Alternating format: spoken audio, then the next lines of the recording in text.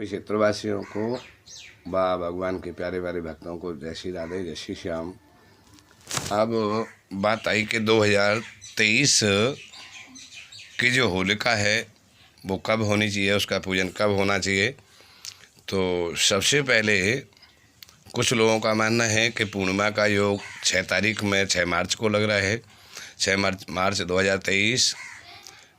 लेकिन जो पूर्णिमा है वो 6 तारीख की सायंकाल 6:17 से प्रारंभ होगी और 7 मार्च सायंकाल 6:47 तक पूर्णिमा रहेगी। तो 6 तारीख को होलिका का पूजन निषिद्ध रहेगा।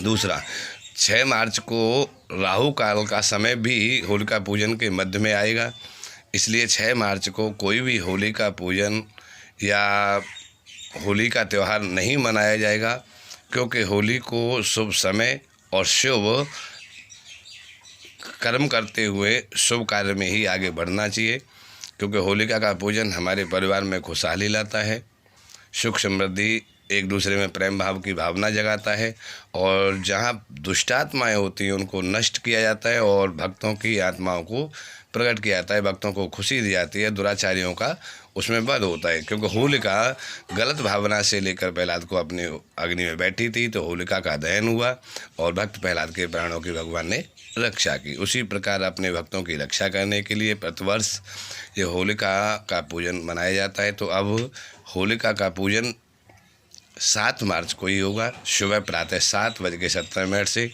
होलिका का पूजन प्रारंभ हो जाएगा और दोपहर 12:47 तक होलिका का पूजन होगा, क्योंकि उसके पश्चात दोपहर में 3 बजे से राहु काल भी प्रारंभ हो रहा है और 4:30 तक राहु काल की समाप्ति होगी। इसलिए दोपहर 12 तक ही होलिका पूजन करना चाहिए।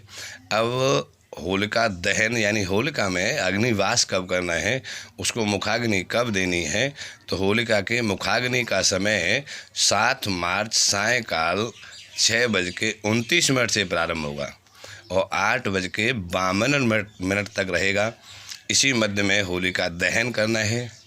अब आई बात धूलेड़ी यानी जिसको कहीं कहीं छारंडी भी कहा जाता है, जो रंग वाली होली होती है वो 8 मार्च को होगी और उसके पश्चात में होलिका पूजन में क्या क्या वस्तुओं को सम्मिलित किया जाता है, यानी गाय के गोबर से जो बनाए जाते हैं उपले मालाएं जो होती हैं, जो कट बनाए जाते हैं, उनको होलिका का पूजन पे चढ़ाना चाहिए और सभी वृक्षों की लकड़ियां ये डालना चाहिए और ज़्यादा हो जाए तो गाय के गोबर से उपले बनाकर होलिका पर चढ़ाना अनिवार्य हो जाता है।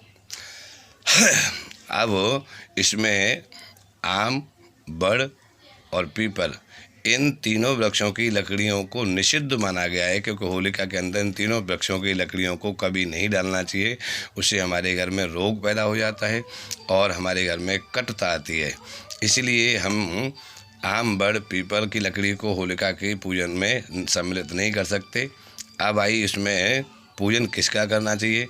होलिका तो दुष्ट आत्मा थी, वो हमारे भक्त को मारने के लिए होली अग्नि में लेकर बैठी थी, तो होलिका का पूजन नहीं, पूजन होता है नरसिंह भगवान का, भक्त प्रहलाद का। जहाँ नरसिंह का पूजन होता है तो नर और सिंह दोनों भगवान अपने भक्त की रक्षा करने के लिए आधे शेर बने और आधे मानव बने।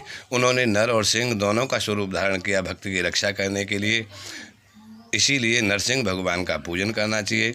साक्षात श्री हरि नारायण नरसिंह भगवान के स्वरूप में प्रकट हुए थे और जहाँ अपने भक्तों की उन्होंने रक्षा की और अपने भक्तों की प्राणों की रक्षा करने के पश्चात में खुशहाली कायम की और एक भक्त को बचाने के लिए भगवान का जो प्रयत्न होता है वो उन्होंने वहाँ नरसिंह बनकर दिखाया।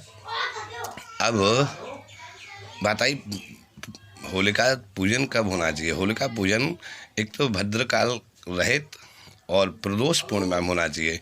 तो भद्रकाल का जो समय है वो 6 मार्च शाम को 4:48 से प्रारंभ होकर 7 मार्च प्रातः 5:14 तक रहेगा।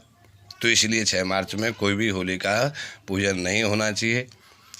होलिका पूजन 7 मार्च को होगा, सुबह प्रारंभ हो जाएगा 7:17 से और 12:17 तक रहेगा।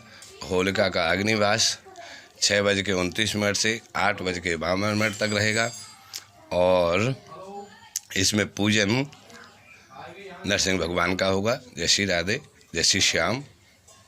क्योंकि पूर्णिमा की प्रारंभ का कुछ लोग कहते हैं पूर्णिमा में ही होलिका का पूजन होना चाहिए, तो 6 मार्च की शाम 6:17 से तो पूर्णिमा प्रारंभ हो रही है और 7 मार्च में 6:47 सायंकाल तक पूर्णिमा का योग रहेगा।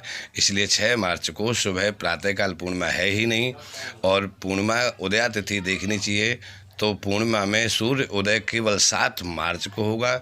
6 मार्च की शाम से 6:17 से पूर्णिमा का योग लगेगा और 7 मार्च में 6:47 तक पूर्णिमा योग रहेगा। इसलिए 7 मार्च को ही होलिका दहन होगा और होली मैया का पूजन होगा और 8 मार्च को रंग वाली होली खेली जाएगी। जय श्री राधे, जय श्री श्याम।